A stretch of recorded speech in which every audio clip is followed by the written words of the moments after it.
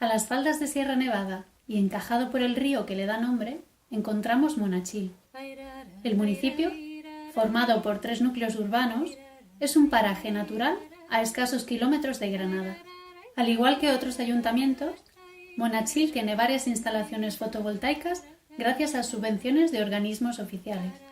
Son 15 kilovatios sobre el Colegio Los Llanos y la Casa de la Cultura, que dan servicio a los consumos de estos edificios y son además un ejemplo de sostenibilidad para las vecinas y los vecinos. ¿Y si damos un paso más? Nos encontramos con bastantes familias, un número elevado de familias que tienen problemas en pago de la factura de la luz. Existe también la posibilidad de que las familias accedan al bono social, pero debido a los requisitos, pues muchas de ellas quedan fuera. Junto con la Oficina Municipal de Energía estamos desarrollando un proyecto donde asesoramos a todos nuestros usuarios para que puedan ahorrar y además se puedan beneficiar del excedente de energía del ayuntamiento. La energía fotovoltaica no es accesible a toda la población. El sector económico que ocupa la población de Monachil, los vecinos y vecinas de Monachil, fundamentalmente es el sector servicios, que se ha visto afectada por la pandemia que estamos sufriendo, subiendo un 30% el nivel de paro.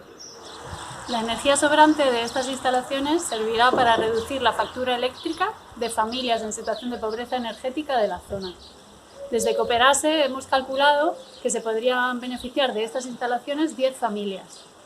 No es una mala cifra, pero se nos queda corta. ¿Qué pasa con el resto de cubiertas municipales? ¿Por qué no utilizarlas? Vamos a crear una comunidad energética. Las cubiertas municipales serán cedidas a la cooperativa, quien instalará placas solares para autoconsumo del ayuntamiento y de las personas socias de la cooperativa en un radio de 500 metros. Además, parte de la energía será cedida a familias en situación de pobreza energética. Apoyamos esta iniciativa y estudiaremos la fórmula para realizar convenios de cesión de cubiertas municipales para la instalación de placas fotovoltaicas y así que se puedan crear estas comunidades energéticas.